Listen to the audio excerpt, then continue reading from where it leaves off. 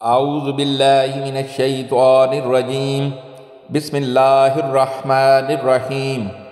حدیث نبوی صلی اللہ علیہ وآلہ وسلم۔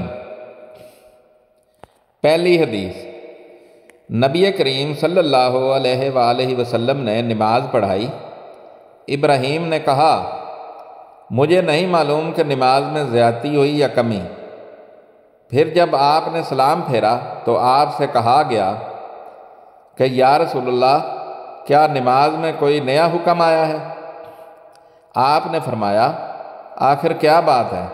لوگوں نے کہا، آپ نے اتنی رکعتیں پڑھی ہیں۔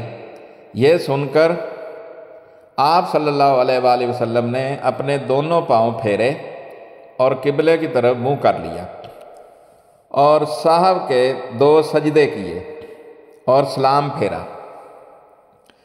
پھر ہماری طرف متوجہ ہوئے اور فرمایا کہ اگر نماز میں کوئی نیا حکم نازل ہوا ہوتا تو میں تمہیں پہلے ہی ضرور کہہ دیتا، لیکن میں تو تمہارے ہی جیسا آدمی ہوں، جس طرح تم بھولتے ہو میں بھی بھول جاتا ہوں، اس لیے جب بھی بھول جایا کروں تو تم مجھے یاد دلایا کرو، اور اگر کسی کو نماز میں شک ہو جائے تو اس وقت ٹھیک بات سوچ لے اور اسی کے مطابق نماز پوری کرے، پھر سلام پھیر کر 2 سجدہ سہو کے کر لے۔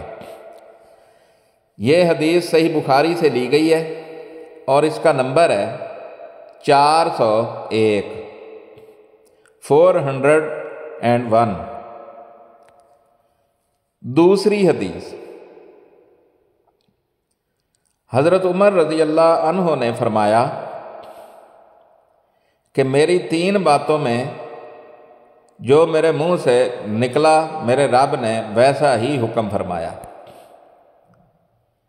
میں نے کہا تھا کہ یا رسول اللہ، اگر ہم مقام ابراہیم کو نماز پڑھنے کی جگہ بنا سکتے تو اچھا ہوتا۔ اس پر یہ آیت نازل ہوئی، اور تم مقام ابراہیم کو نماز پڑھنے کی جگہ بنا لو۔ دوسری آیت پردے کے بارے میں ہے۔ میں نے کہا تھا کہ یا رسول اللہ، کاش آپ اپنی عورتوں کو پردے کا حکم دیتے، کیونکہ ان سے اچھے اور برے ہر طرح کے لوگ بات کرتے ہیں۔ اس پر پردے کی آیت نازل ہوئی، اور ایک مرتبہ حضور صلی اللہ علیہ وآلہ وسلم کی بیویاں جوش و خروش میں آپ کی خدمت میں اتفاق کر کے کچھ مطالبات لے کر حاضر ہوئیں۔ میں نے ان سے کہا کہ ہو سکتا ہے کہ اللہ پاک تمہیں طلاق دلا دیں اور تمہارے بدلے تم سے بہتر مسلمہ بیویاں اپنے رسول اللہ صلی اللہ علیہ وآلہ وسلم کو عنایت کریں۔ تو یہ آیت نازل ہوئی۔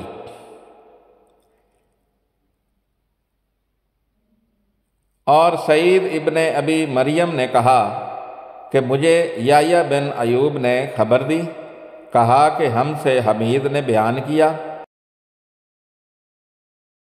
کہا میں نے حضرت انس رضی اللہ عنہ سے یہ حدیث سنی۔ یہ حدیث بھی صحیح بخاری سے لی گئی ہے اور اس کا نمبر ہے 402 402۔ تیسری حدیث، لوگ قباء میں فجر کی نماز پڑھ رہے تھے کہ اتنے میں ایک آنے والا آیا۔ اس نے بتایا کہ رسول اللہ صلی اللہ علیہ وآلہ وسلم پر کل وحی نازل ہوئی ہے اور انہیں کعبے کی طرف نماز میں منہ کرنے کا حکم ہو گیا ہے۔ چنانچہ ان لوگوں نے بھی کعبے کی جانب منہ کر لیے، جبکہ اس وقت وہ شام کی جانب منہ کیے ہوئے تھے، اس لیے وہ سب کعبے کی جانب گھوم گئے۔ یہ حدیث بھی صحیح بخاری سے لی گئی ہے اور اس کا نمبر ہے 403 403۔ میری تمام دیکھنے اور سننے والوں سے گزارش ہے کہ میرے والدین، میرے بہن بھائی، میرے رشتہ دار اور میرے دوست جو اس دنیا سے جا چکے ہیں ان کے لیے مغفرت کی دعا کر دیں۔